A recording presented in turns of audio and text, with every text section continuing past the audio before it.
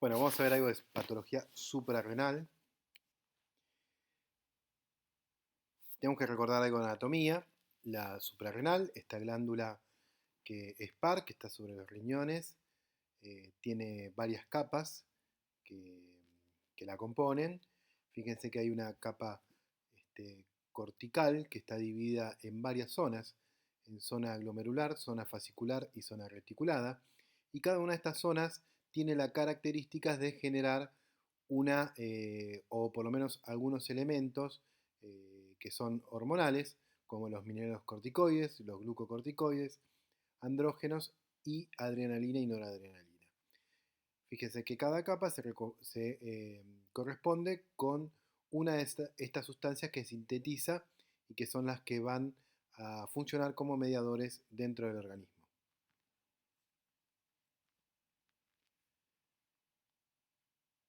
Participa en el eje hipotálamo-hipófiso-adrenal, con una regulación positiva y negativa a través de diferentes hormonas y generando el famoso feedback negativo cuando aumentan demasiado las concentraciones de determinadas sustancias. Las hormonas que están involucradas en la secreción, por ejemplo, del cortisol, es la CRH del hipotálamo, la ACTH de la hipófisis y, bueno, en la adrenal ya vieron que según la capa que uno analice, es la sustancia que va a difundir en todo el organismo. Bueno, acá también en este esquema podemos ver cómo la glándula suprarrenal, dividida en corteza y médula, en cada una genera estos elementos que venimos nombrando, en la capa glucocorticoide, de la parte más externa de la corteza, bueno, el cortisol y la cortisona, que tiene funciones como aumentar la glucosa o también son inhibidores de lo que es los mecanismos inflamatorios. Son los corticoides endógenos estos.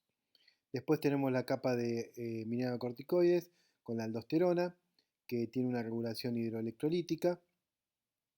Y las demás hormonas que van a ver en esta glándula tienen que ver con el desarrollo de caracteres sexuales. Luego en la médula tenemos la famosa adrenalina endógena y también otras aminas biógenas como la noradrenalina y la dopamina. Estas últimas están emparentadas con reacciones ante el estrés.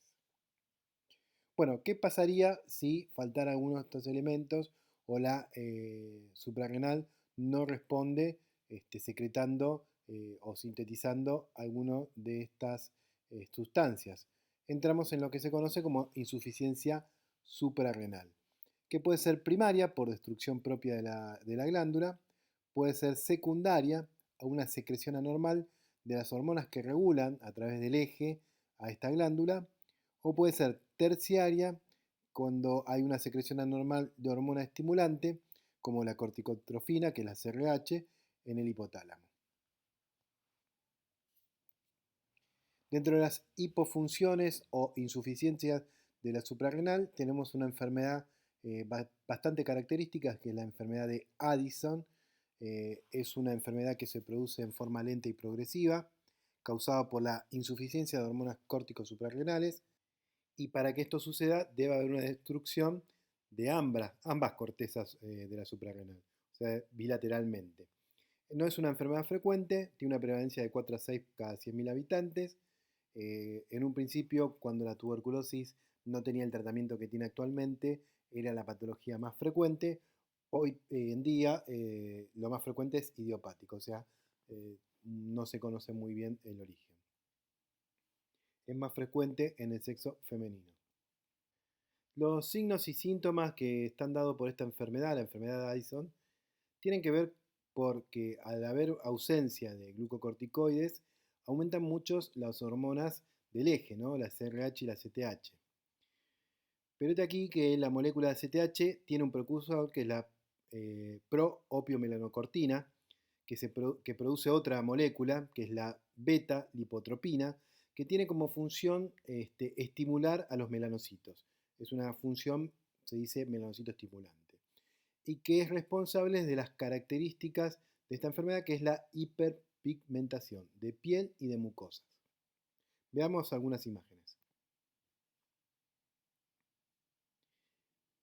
Hiperpigmentación que quizás se da en zonas de pliegues más habitualmente, bueno, ahí vemos en las manos, y también fíjense en las encías.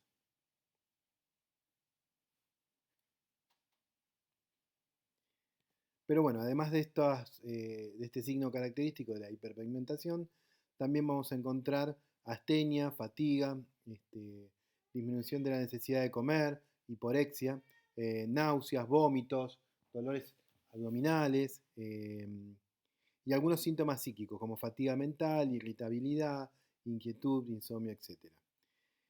Esto por déficit de glucocorticoides. Por déficit de aldosterona, dificultades con respecto al manejo de hidroelectrolitos como el sodio y el agua, los cuales se van a perder y va a generar también una hipovolemia y también crisis de hipotensión, sobre todo hipotensión ortostática.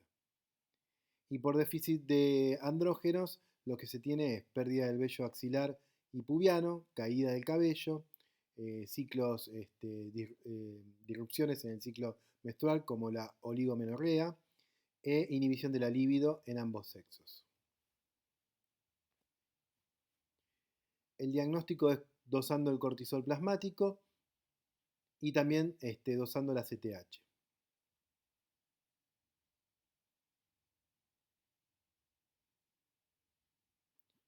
Podemos hacer la diferencia entre una enfermedad primaria o secundaria según esté el cortisol bajo y la CTH elevada. Esto es una enfermedad primaria. O también se pueden hacer estimulaciones con ACTH, donde se verifica que el cortisol no se eleva.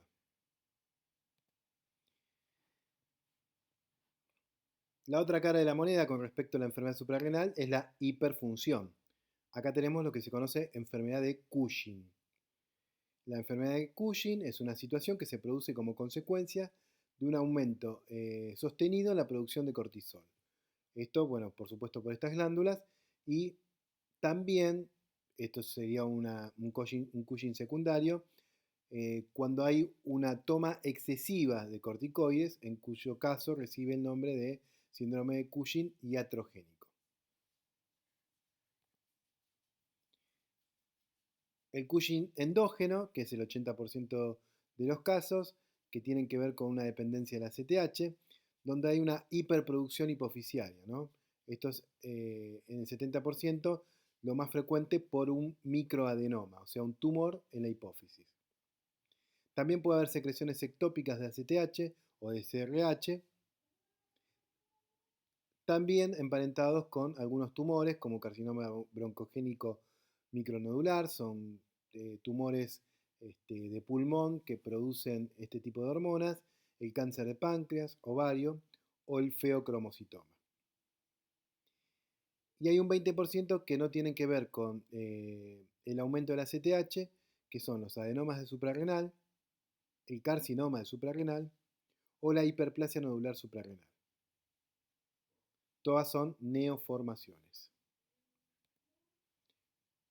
Bueno, acá el Cushing exógeno, que la causa es por la administración prolongada de glucocorticoides. Y la presentación clínica del síndrome de Cushing tiene características muy particulares.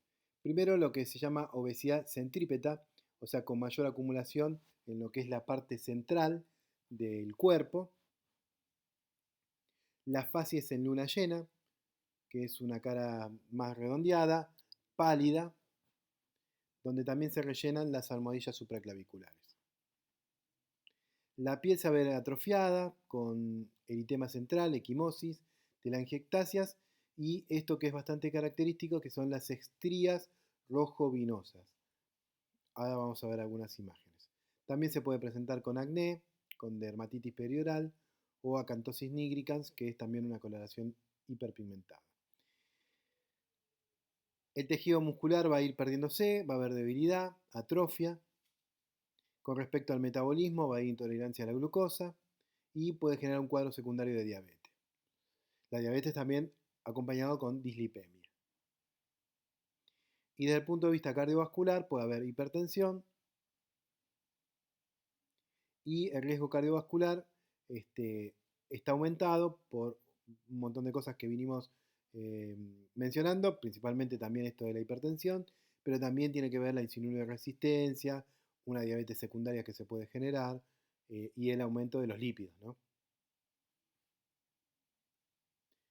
Justamente todo este cuadro es la causa de aumento de la mortalidad del síndrome de Cushing.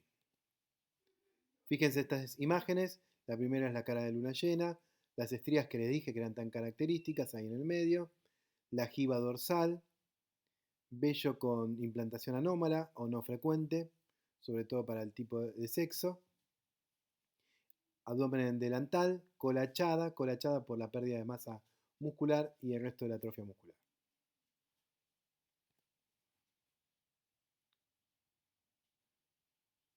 También van a tener en la parte ósea osteopenia o osteoporosis. Esto tiene que ver con el remodelamiento de los huesos. Desde lo hematológico, anemia, leucocitosis, eosinofilopenia,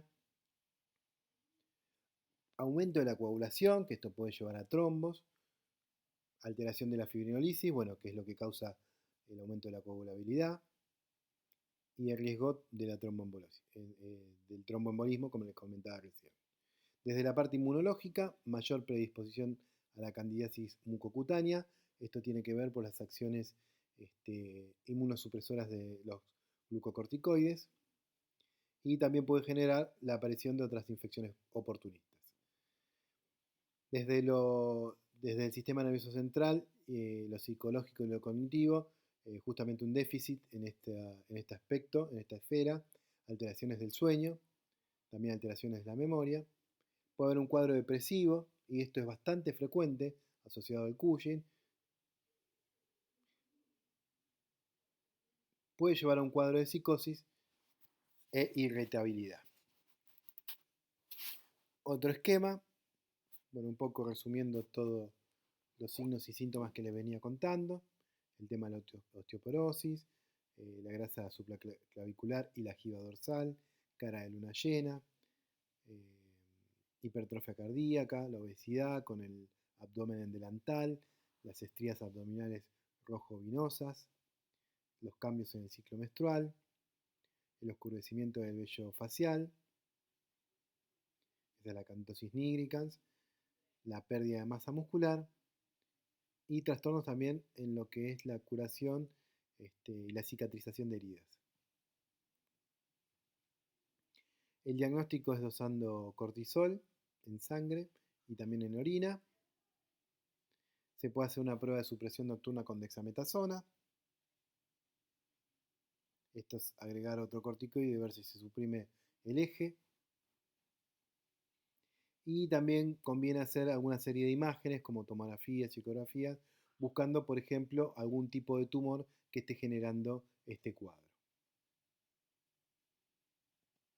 Por ejemplo, los tumores de hipófisis, ahí a izquierda arriba, en esa imagen que es una resonancia cerebral, se ve la hipófisis totalmente aumentada de tamaño, lo mismo en los otros cortes de la derecha, y lo que se ve abajo en la tomografía son aumentos de la glándula suprarrenal, marcado con la flecha blanca y marcado con la flecha azul. Y por último, una pieza de un adenoma cortical de glándula suprarrenal, esto ya operado y hecho un corte para mostrar el tumor.